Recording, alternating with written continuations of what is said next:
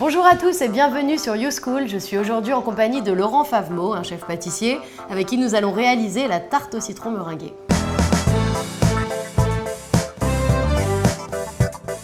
On va partir sur une pâte sucrée. D'accord. Donc il y a plusieurs écoles. Moi en tous les cas, en ce qui me concerne, ce sera celle-là. Il nous faudra de la farine, poudre d'amande, sucre glace, beurre et œuf. Donc on va tout mettre dans le batteur. 140 g de poudre d'amande, 380 g de sucre glace,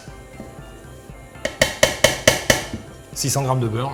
Alors après, pareil, justement, on parlera de la meringue parce qu'il y a plusieurs écoles. Il peut y avoir la meringue à la française, la meringue à l'italienne. Il y a ceux qui sont partisans de ne pas avoir de meringue sur la tarte citron aussi. Ouais.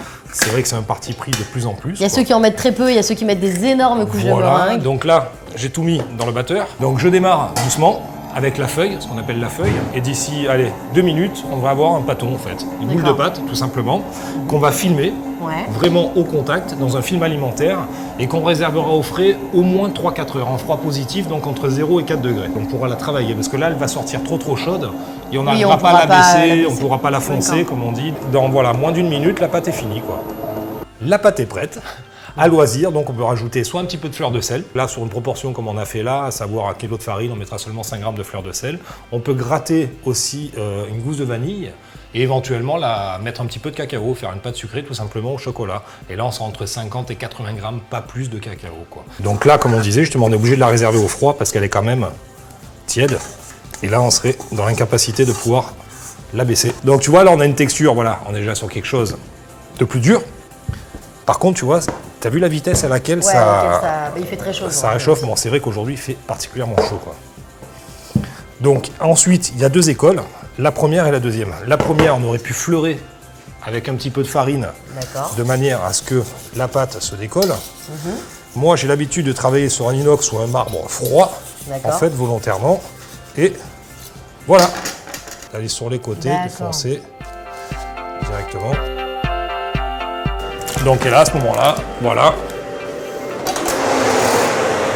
Hop là.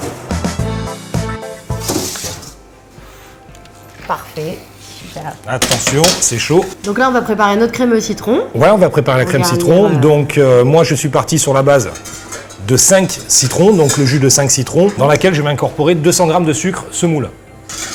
Par la suite, j'incorporerai 4 œufs. Ça me fait à peu près la même proportion que le jus de citron. Ce qu'on a en jus de citron. Voilà, on va être à peu près en temps pour temps. Il est dissous.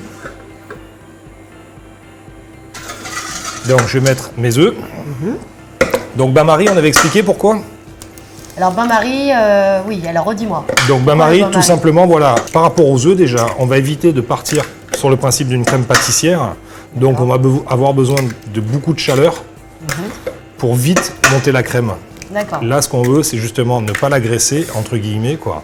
Et éviter la coagulation des œufs. Ouais, là, je suis à peu près à 90 degrés et au bain-marie, quoi. Faut pas arrêter de tourner, justement, une fois de plus, par rapport à la coagulation. Donc, une fois que tout ça, c'est dissous, 350 g de beurre. Alors là, pareil, je l'ai coupé en petits morceaux, voilà. Donc là, en fait, donc ton beurre est dissous. Et donc là, tu vas ajouter une feuille de gélatine. 2 feuilles de gélatine, on a dit 2 feuilles de gélatine, soit 4 g, donc qu'on a au préalable trempé dans l'eau très très froide pendant 1 minute. Au bout d'1 minute, on les essore vraiment très bien entre les mains. Ça nous donne à peu près ça. Hop. Et au contact en fait du liquide plus ou moins tiède, ça va continuer à se dissoudre en fait, tout simplement. Et là, tu vois, sur les côtés, on voit bien que ça s'épaissit. Je sais pas si tu vois là. On a toujours des petits résidus par rapport aux œufs. Oui. Tu vois, on peut avoir la coagulation d'avoir des petits points blancs justement par rapport au blanc d'œuf et compagnie. Donc on va chinoiser ça. Ce qu'on fera ensuite, c'est que ça, la crème citron, on va la récupérer là-dedans. Au préalable, les citrons, on les avait zestés avant. Donc ce qu'on fera, c'est qu'à ce moment-là, une fois que la matière sera chaude, on rajoutera quand même un petit peu des zestes pour envoyer un petit peu d'acidité. Parce que ce qu'on attend pour moi d'une tarte au citron aussi, c'est une promesse, le citron, c'est le côté quand même assez acide.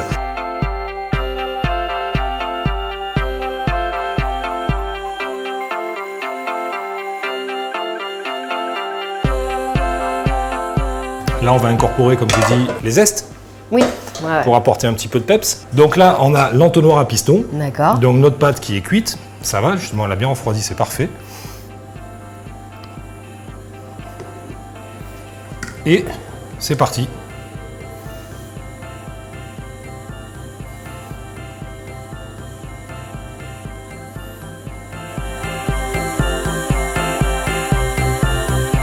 Donc là, on la réserve au Là, frais. on la réserve au frais. Et on prépare notre meringue. Et on va préparer notre meringue. Moi, en ce qui me concerne, je veux faire une meringue italienne. D'accord. Donc, c'est une meringue qu'on va faire à chaud. Ok. Donc, on a des blancs d'œufs qu'on va monter au batteur, tout simplement. Un peu de sucre, très peu d'eau, en fait. On va faire un sirop à 115-120 degrés maximum. Et ce sirop, dès qu'il atteint cette température-là, on va le verser donc sur les blancs qui ont été préalablement montés en neige. D'accord. Donc, et dès que la masse est froide, ben, notre meringue est prête. Nos blancs sont montés, on va faire notre sirop. Donc, on a 300 g de sucre pour 80 g d'eau. Le concept, en fait, c'est d'éviter le caramel. Incorporation du sucre.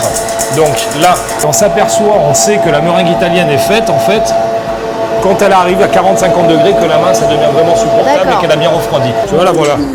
Elle est terminée. On a le fameux bec d'oiseau. Il y en a même deux, tu vois, c'est un oiseau qui a deux becs. C'est un très bel oiseau. Et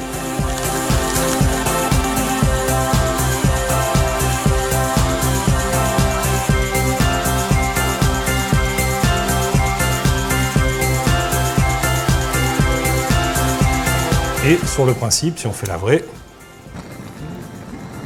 donc juste un petit coup de...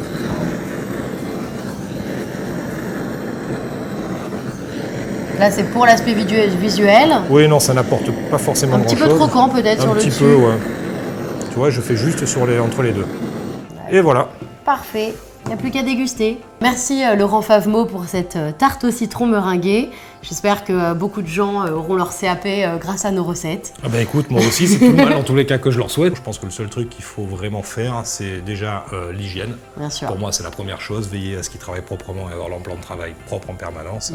Et puis ensuite, bah, déjà, c'est se faire plaisir, tout simplement.